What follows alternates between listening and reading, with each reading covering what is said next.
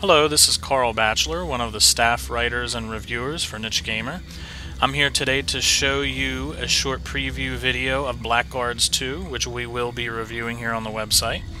If you've played the first Blackguards, you already know what to expect.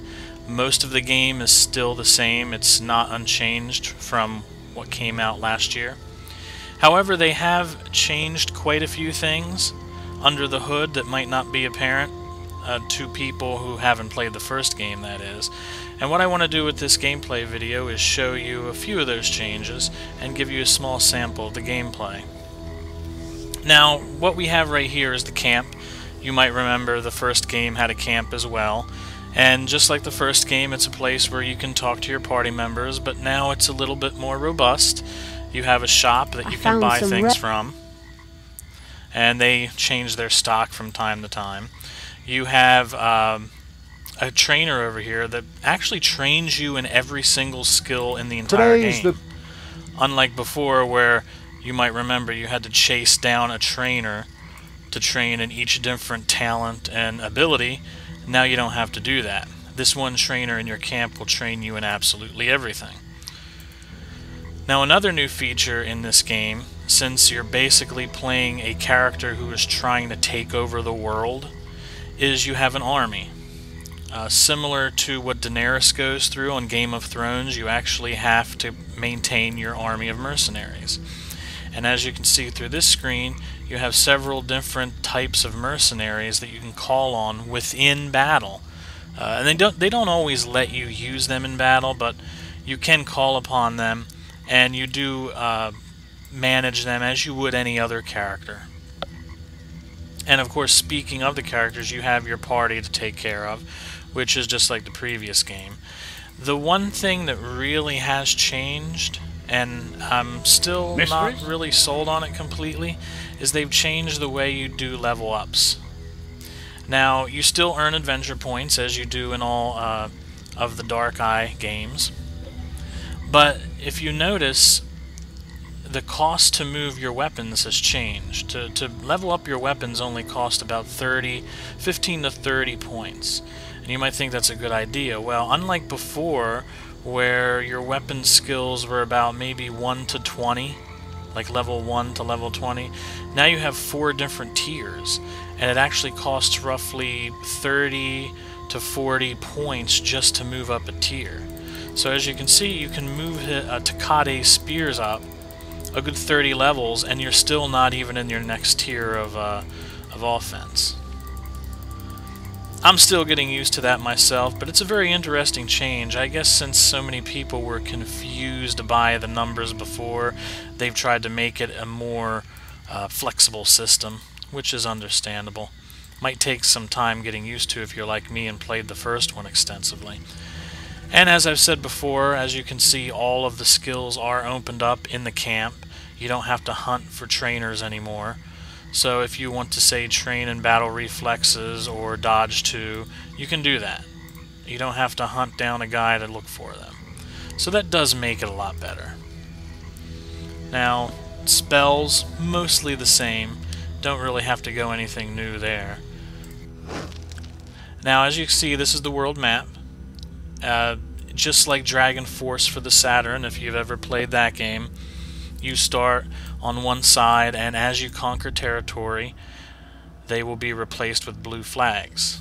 Now see, I have 3 conquered areas here that I've taken over, and if you mouse over some of them, they'll tell you what the defenses are and the difficulty. Now see, I moused over this fort right here, and it tells me all of the bonuses that this fort gives me. It gives me a +10 to my offense, and it gives me upgrades to the sword fighter class. So as you take over each individual fort and begin to build your empire, each fort will add something new to your party. You might get an upgrade in your sword fighting skills, you might get a new kind of class. Speed was Cassia's weapon. She must be swift and strike like lightning. Her small band marched through the night. At sunrise, they looked down on the pale roofs of Lorphus. The morning sun will blind our enemies. You attack the city, and I'll free my men. Then we'll use a pincer movement, like two reptiles. Change of plans. One of my gladiators will go in your stead. You don't trust me? Someone has to guard our backs, and you're the only one I trust. Now here's the screen before you go into a major battle. They'll show you, these 4 boxes up here are the amount of people from your main party that you can take into the group. As you can see in this fight, I can only take 1 main character. So, since I am a big fan of Zuberin, and I like my spellcasters, I'll put him in there. Now I have 6 more slots opened up. And I have 3 different types of mercenaries that I can put in there. I can put in a sword fighter, an archer, or a spear fighter. Because one of the forts that I took over gave me a bonus to my sword fighter, I will, of course, use the sword fighter. As you take over other forts, you might get a fort that gives you a bonus to your archer, or you might get a bonus to your spear fighter. So what we'll do is we'll fill up our party, and we're ready to fight. Now, one thing to keep in mind is, at the beginning of the battles, sometimes you'll have a chance to set traps, and they'll let you go through the level and set a few traps for the enemy. I don't have that ability right now, but it is one that you can do in the game, and I have done it before in an earlier fight. So what you do is you set up your characters, all your mercenaries. Well now, I suppose we should open as many cells as possible. Okay, now you see on the bottom, very big fight here. The ones in green are mine. And that's one of the great things about the game is, unlike the first Blackguards, you actually are commanding very large armies this time. You get plenty of people to fight alongside of. Although most of them are faceless NPCs because you're commanding an army, but it is something that a lot of people asked for. So, the rest of the game is mostly the same. You're still moving in hexes. You're still dealing with the same movement rates. You're still casting the same spells. It's just that element of commanding an army has been added, which, as I've said before earlier in this video, reminds me quite a bit of Dragon Force. So far, I'm really enjoying it, and I think the changes have added a nice dynamic to the game that wasn't in the first one. I have also noticed that there is a much higher percentage of melee attacks in this game. You don't miss so much as you used to. I know there are several people who are reporting on this game who have noticed that as well. And if you were one of those people who were upset that you were constantly missing, you're probably not going to have that problem this time. Because now, melee attacks actually do hit a little bit better. And there's also much more feedback as well. You'll see that when I go to attack that soldier that I just surrounded.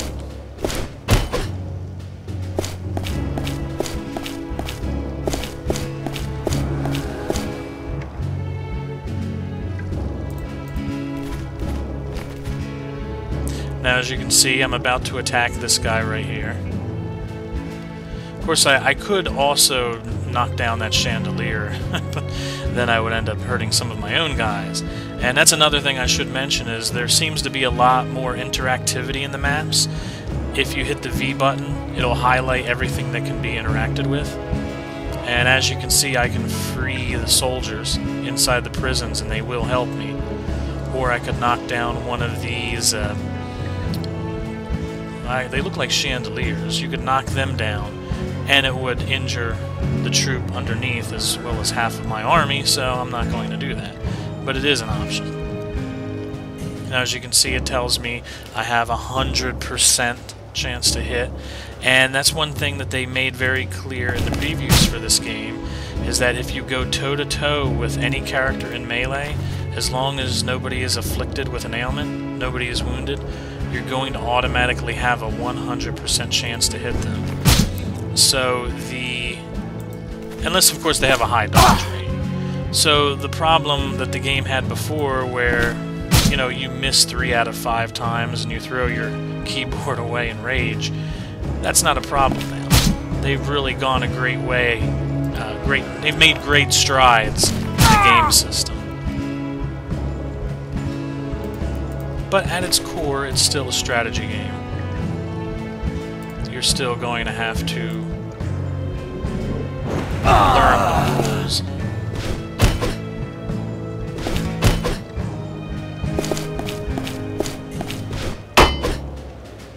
Now you see right there, my guy actually blocked an attack with his shield. Now you saw what popped up there. It's telling me if I beat them quick enough, I can get the extra loot before the enemy runs away with it. It seems like there's a lot more conditional missions in this game. You get a lot of instances where if you do something something out of the ordinary, you're given an extra boost.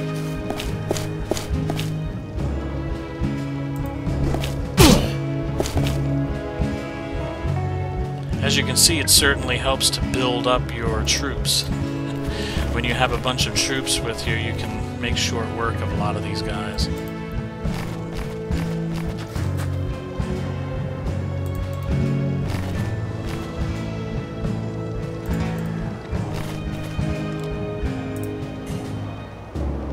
I'll do is I'll throw a level. I can't throw a level 2 fireball at him because my own guys are in the way. Positioning has always been a very big thing with this game. If you played the first game, you know it's very, very anal when it comes to positioning and line of fire. And unlike the other things, that's one thing that has not changed. So if you found that annoying about the first game, it's probably going to annoy you in the second one as well.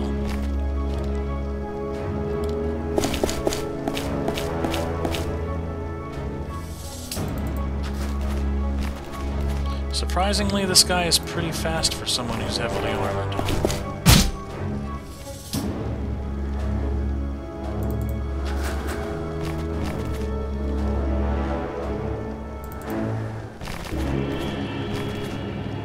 Another option I could do is I could put a magical wall around of him and prevent him from leaving, but that's not really necessary. My mage should be able to finish him off. There you go.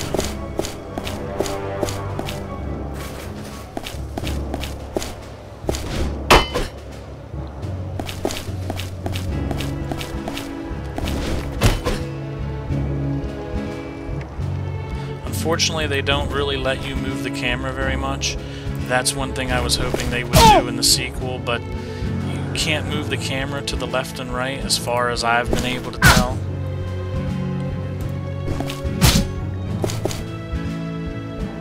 It can make moving around a little difficult at times. But that seems to be a problem with just about every strategy RPG.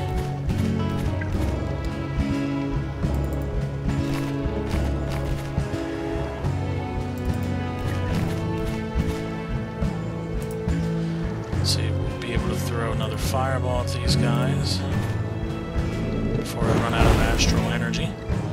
Probably should have bought the astral energy regeneration skill, but that'll be something I'll have to do back at camp.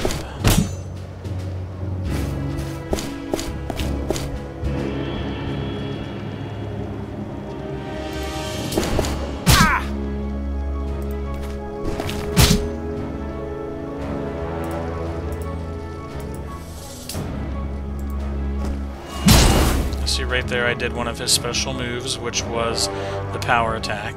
And if you notice, I still had a 100% chance. If you look at that number in the middle of the ring, that shows you the percentage of chance I have to do a power blow at 100%. If you remember from the first game, your chances weren't that high. But as they said, if you go into the game, if you go into a fight in the game, toe-to-toe with an enemy, more than likely you're not going to miss.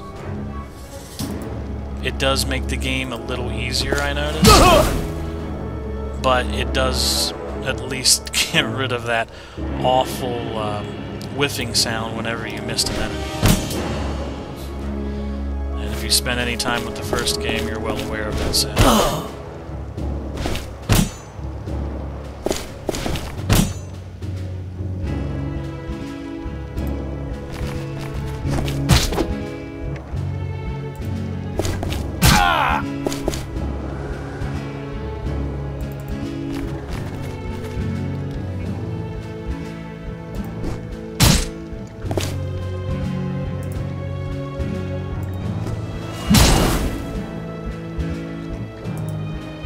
See, one of the forts I took over increased the ability of my sword-fighting mercenaries.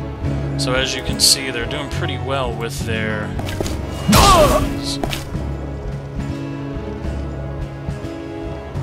kind of makes my mage exuberance seem a little ineffectual, actually.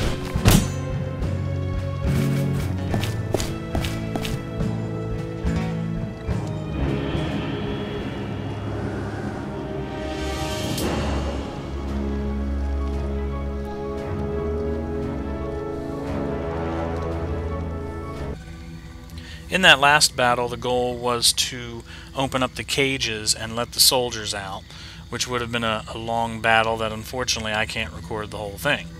But I figured I could spend the last few minutes of the video showing you the rest of the camp, because I didn't show the cage area. The cages are where Takade, my favorite character from the previous game, hangs out. And of course Takade, like all of the characters from the first game, have changed dramatically. Takade is much darker than he was before, if you can believe that. All of the characters from the first game have quite a deal of baggage and have had some pretty rough lives since the first game. And Takade, for whatever reason, thinks he's a god. He has delusions of godhood. So some of the conversations you have with him are very enlightening. It seems you never sleep either. I sleep sitting down.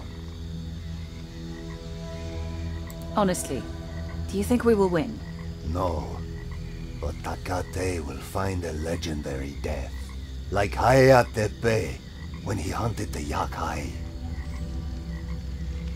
And another thing is Takate actually wants to die because, as you learn throughout the game, he believes that dying will allow him to fight the gods in the afterlife. That's the kind of crazy we're dealing with. And that is Blackguards 2. I hope you enjoyed the video, and we should have a review coming sometime later this month. Thank you.